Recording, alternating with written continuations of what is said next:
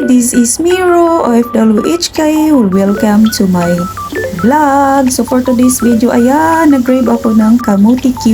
So dahil nga gutom na ang Feg, nanggabot pa ako dun sa likod ng kamuti. So ang ginawa ko is, nakakuha ako ng maliliit na kamuti. Hindi siya ganun kasarap siguro pag nilaga.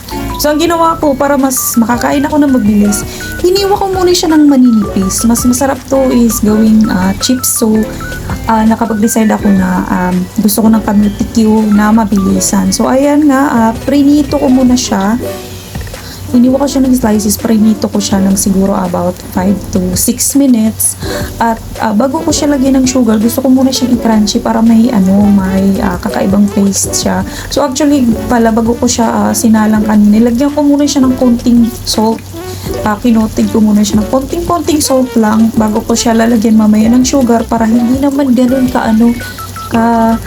alam niyo yung madali ka magsawa kasi nga may extra saltiness siya bago malagyan ng sugar.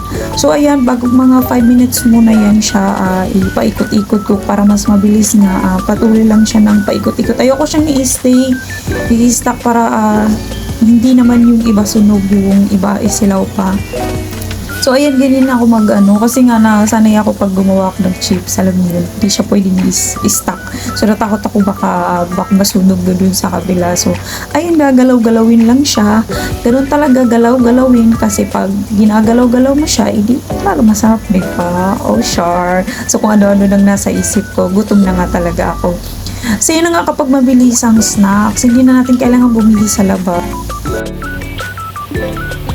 So, yun na nga po, nagba-brown na siya. So, nilagyan ko na nga pala yan ng sugar. Sorry, hindi ko napakita. Pero actually, 2 teaspoon lang naman na sugar ang nilagay ko kasi maninipis yan. Ayoko na masyadong matamis since nilagyan ko din siya ng salt kanina. So, ayan, paikot-ikutin lang natin hanggang sa maging brown na din yung white sugar kasi sa katagalan magba-brown din talaga yan. So, paikot-ikutin hanggang sa mag-coated na yung sugar sa buong chips natin.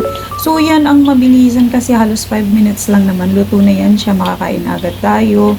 So yun na nga, kailangan paikot-ikutin para lahat magpantay yung coated. Parang pag-ibig lang yan, dapat talaga nasa tamang ikot-ikot lang. So sure lang. So yun lang po, maraming salamat. I hope you enjoy my quick kamuti Q recipe.